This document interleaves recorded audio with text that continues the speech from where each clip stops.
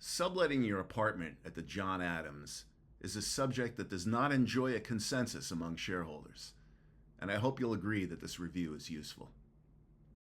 Under our proprietary lease, shareholders have a right to sublet their unit, and the board cannot unreasonably withhold its consent.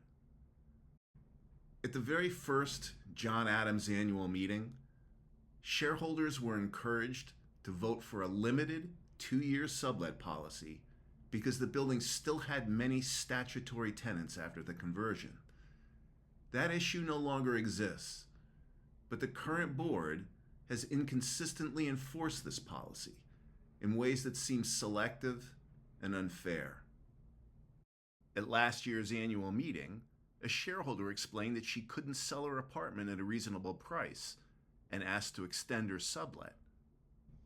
The board denied her request, saying that such an exemption would amount to favoritism. What shareholders weren't told was that a board member had an extended sublet across 4 consecutive years. The board has now explained that their colleague has 2 separate apartments, and that's an arbitrary justification.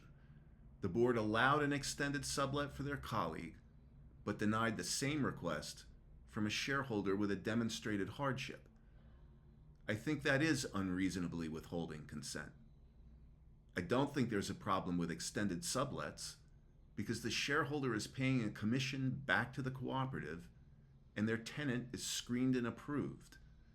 I think we all benefit from that as investors. The problem here was this board's judgment and the result that occurred. There was no benefit to the cooperative, and it caused a predictable decline in resale value that affects all John Adams owners. The original 2-year sublet policy had a purpose when it was voted on, but that purpose is no longer relevant, and continued rigid enforcement results in fewer interested buyers. Shareholders can consult their own trusted real estate advisor.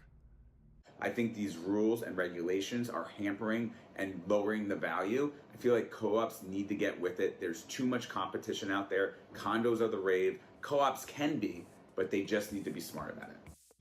Please consider how your interests as an investor might be better served by another board that treats this issue with the seriousness it deserves.